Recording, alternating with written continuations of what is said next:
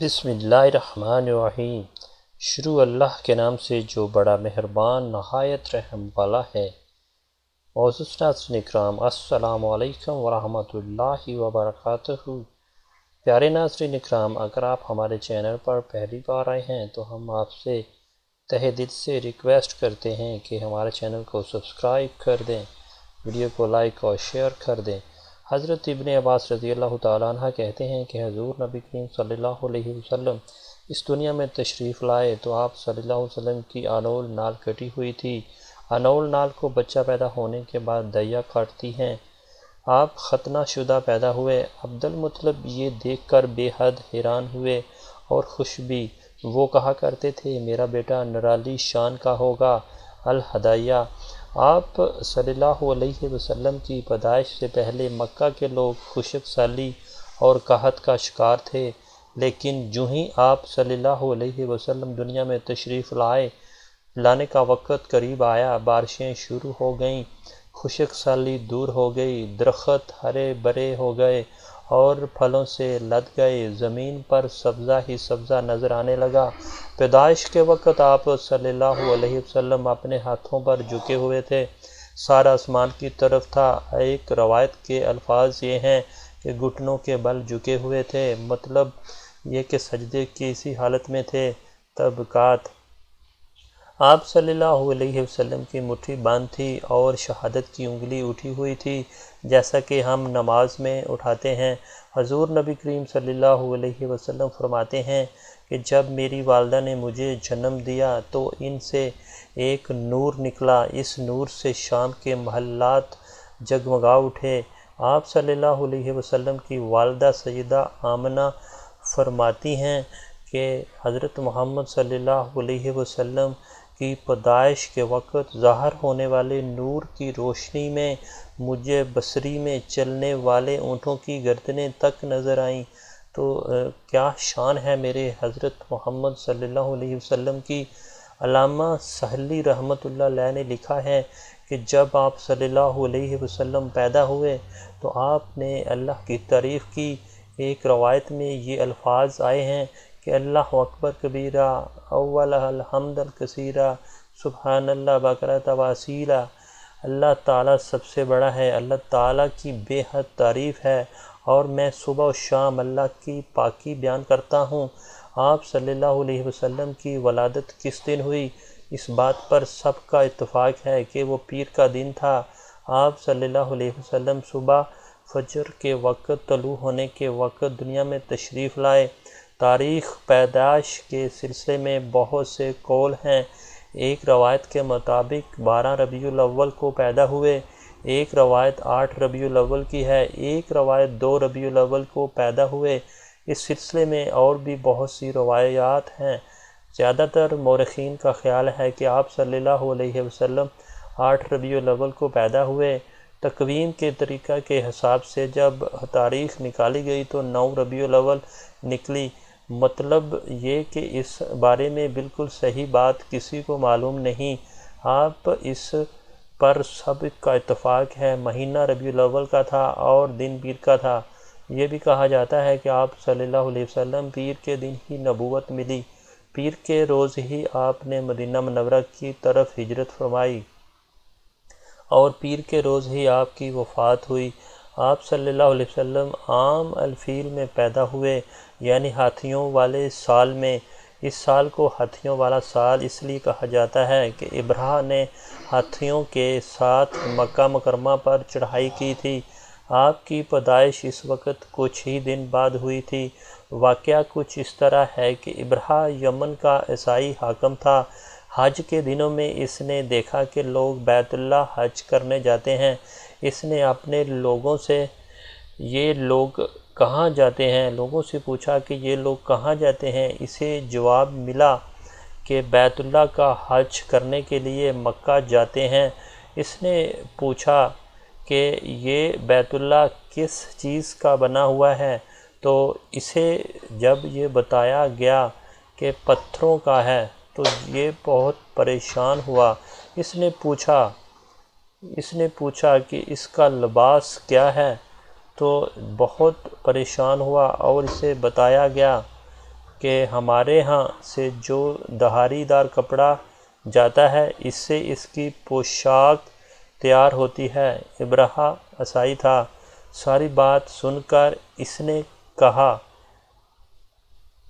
مسیح کی قسم، میں تم لوگوں کے لیے اس سے اچھا گھر تعمیر کروں گا۔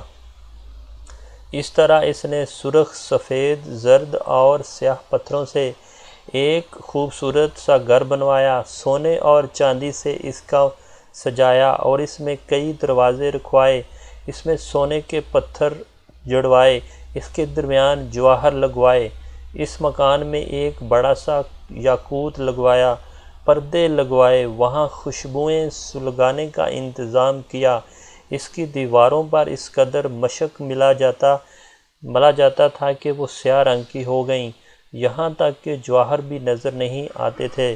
پھر لوگوں سے کہا گیا، اب تمہیں بیت اللہ کا حج کرنے کے لیے مکہ جانے کی ضرورت نہیں رہی، میں نے یہیں تمہارے لیے بیت اللہ بنوا دیا ہے، لہٰذا اب تم اس کا طواف کرو۔ اس طرح کچھ قبائلی کئی سال تک اس کا حج کرتے رہے، اس میں اعتکاف کرتے رہے، حج والے مناسک بھی یہیں ادا کرتے رہے۔ عرب کے ایک شخص نفیل خشمی سے یہ بات برداشت نہ ہو سکی، وہ اس سے مصنوعی خانہ کعبہ کے خلاف دل ہی دل میں گڑھتا رہا۔ آخر اس نے دل میں ٹھان لی کہ وہ ابرہہ کی اس عمارت کو گندہ کر کے چھوڑے گا۔ پھر ایک رات اس نے چوری چھپے بہت سی گندگی اس میں ڈال دی۔ ابرہہ کو معلوم ہوا کہ سخت غضبناک ہوا، کہنے لگا، اور یہ کارروائی کسی عرب نے اپنے کعبے کے لیے کی ہے، وہیں میں اسے دہاڑوں گا اور اس کو ایک ایک پتھر توڑ دوں گا۔ اور اس نے شام و حبشہ کو یہ تفصیلات لکھ دیں، اس سے درخواست کی کہ وہ اپنا ہاتھی بھیج دے۔ اس ہاتھی کا نام محمود تھا۔ یہ اس قدر بڑا تھا کہ اتنا بڑا ہاتھی روئے زمین پر دیکھنے میں نہیں آیا تھا۔ جب ہاتھی اس کے پاس پہنچ گیا تو وہ اپنی فوج لے کر نکلا اور مکہ کا رخ کیا۔ یہ لشکر جب مکہ کے قریب جوار میں پہنچا تو ابرہہ نے فوج کو حکم دیا کہ ان لوگوں کے جانور لوٹ لیے جائیں، اور اس کے حکم پر فوجوں نے جانور پکڑ لیے۔ ان میں عبد المطلب کے اونٹ بھی تھے۔ نفیل بھی اس لشکر میں ابرہہ کے ساتھ موجود تھا اور یہ عبد المطلب کا دوست تھا۔ عبد المطلب اس سے ملے، اونٹوں کے سلسلے میں بات کی۔ نفیل نے ابرہہ سے کہا، قریش کا سردار عبد المطلب ملنا چاہتا ہے۔ یہ شخص تمام عرب کا سردار ہے، شرف اور بزرگی سے اسے حاصل ہے اور لوگوں میں اس کا بہت بڑا اثر ہے، لوگوں کو اچھے اچھے گھوڑے دیتا ہے، انہیں عطیات دیتا ہے، کھانا کھلاتا ہے، اور اس کے علاوہ یہ گویا عبد المطلب کا تعارف تھا۔ ابرہہ نے انہیں ملاقات کے لیے بلا لیا۔ ابرہہ نے ان سے پوچھا کہ بتائیے آپ کو کیا چاہیے؟ تو انہوں نے جواب دیا کہ میں چاہتا ہوں کہ میرے اونٹ مجھے واپس مل جائیں۔ تو وہ بہت پریشان ہوا۔ ان کی بات سن کر ابرہہ بہت حیران ہوا اور اس نے کہا کہ مجھے تو بتایا گیا تھا کہ آپ عرب کے سردار ہیں اور بہت عزت اور بزرگی کے مالک ہیں، لیکن لگتا ہے مجھ سے غلط بیانی کی گئی، کیونکہ میرا خیال تھا کہ آپ مجھ سے بیت اللہ کے بارے میں بات کریں گے، جس میں گرانے آیا ہوں اور جس کے ساتھ آپ سب کی عزت وابستہ ہے، لیکن آپ نے تو سرے سے اس کی بات ہی نہیں کی اور اپنے اونٹوں کا رونا لے کر بیٹھ گئے۔ یہ کیا بات ہوئی؟ اس کی بات سن کر عبد المطلب بولے، آپ میرے اونٹ مجھے واپس دے دیں، بیت اللہ کے ساتھ جو چاہیں کریں، اس لیے اس گھر کا ایک پروردگار ہے، وہ خود ہی اس کی حفاظت کرے گا، مجھے اس کے لیے فکر مند ہونے کی کوئی ضرورت نہیں۔ اور ان کی بات سن کر ابرہہ نے حکم دیا ان کے اونٹ واپس دے دیے جائیں۔ جب انہیں ان کے اونٹ واپس مل گئے تو انہوں نے ان کے سموں پر چمڑے چڑھا دیے اور ان پر نشان لگا دیے، انہیں قربانی کے لیے وقف کر کے حرم میں چھوڑ دیا تاکہ پھر کوئی انہیں پکڑ لے تو حرم کا پروردگار اس پر غضبناک ہو۔ اور پھر عبدالمطلب حرا پہاڑ پر چڑھ گئے۔ ان کے ساتھ ان کے کچھ دوست تھے۔ انہوں نے اللہ سے درخواست کی کہ اے اللہ، انسان اپنے سامان کی حفاظت کرتا ہے اور تو اپنے سامان کی حفاظت کر۔ ادھر سے ابرہہ اپنا لشکر لے کر آگے بڑھا۔ وہ خود ہاتھی پر سوار لشکر کے درمیان موجود تھا۔ ایسے ہی میں اس کے ہاتھی نے آگے بڑھے اور اس سے انکار کر دیا۔ وہ زمین پر بیٹھ گیا۔ ہاتھی بانوں نے اسے اٹھانے کی کوشش کی لیکن وہ نہ اٹھا۔ انہوں نے اس پر سراسر ضربیں لگائیں لیکن آنکھ چبھائے اور مگر وہ کھڑا نہ ہوا۔ کچھ سوچ کر انہوں نے اس کا رخ یمن کی طرف کیا تو وہ فوراً اس طرف چلنے لگا۔ اس کا رخ پھر مکہ کی طرف کیا گیا تو پھر رک گیا۔ ہاتھی بانوں نے یہ تجربہ بار بار کیا۔ آخر ابرہہ نے حکم دیا ہاتھی کو شراب پلائی جائے تاکہ نشے میں اسے کچھ ہوش نہ رہے اور وہ ہم اس سے مکہ کی طرف آگے بڑھ سکیں گے۔ چنانچہ اسے شراب پلائی گئی لیکن اس پر اس کا کوئی بھی اثر نہیں ہوا۔ تو ناظرین، آج کی جو ویڈیو آپ کو اگر اچھی لگی تو پلیز ہمارے چینل کو لازمی سبسکرائب کریں۔ Thanks for watching.